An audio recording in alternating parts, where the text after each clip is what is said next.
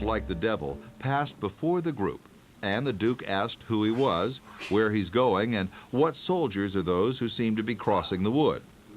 Cervantes writes, "The courier answered in a hoarse and dreadful voice, 'I am the devil, and am going in quest of Don Quixote de la Mancha. The people you inquire about are 6 troops of enchanters who are conducting the peerless Dulcinea del Toboso in a triumphal chariot. She comes enchanted with the gallant Frenchman Montesinos to inform Don Quixote how the same lady is to be disenchanted.'"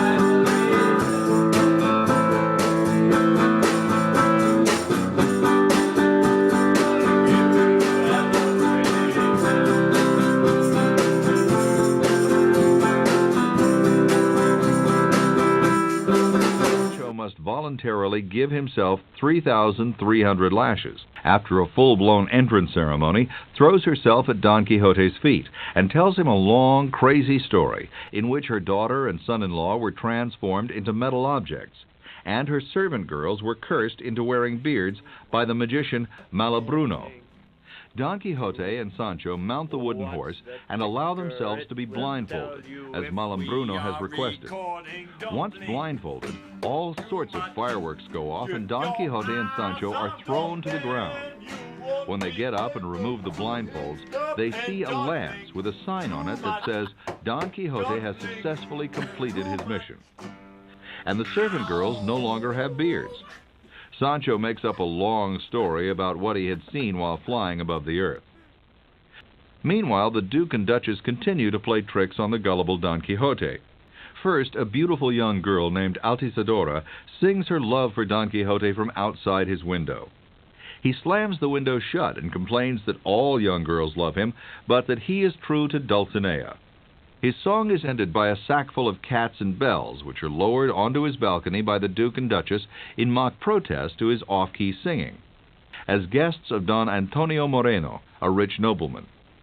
Don Quixote, bruised and stunned, without lifting up his visor, as if he was speaking from within a tomb in a feeble and low voice, said, "Dulcinea de Toboso is the most beautiful woman in the world, and I the most unfortunate knight on earth. And it is not fit that my weakness should discredit this truth.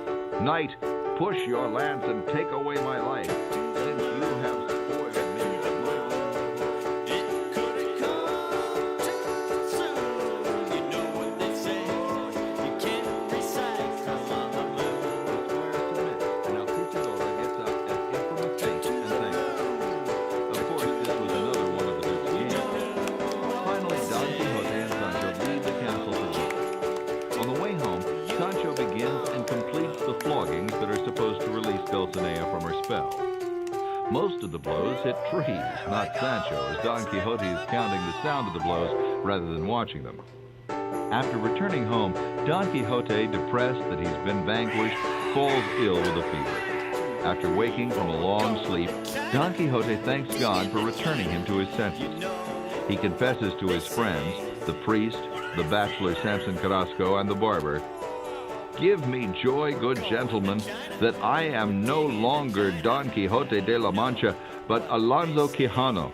Now all the histories of knight-errantry are to me odious and profane.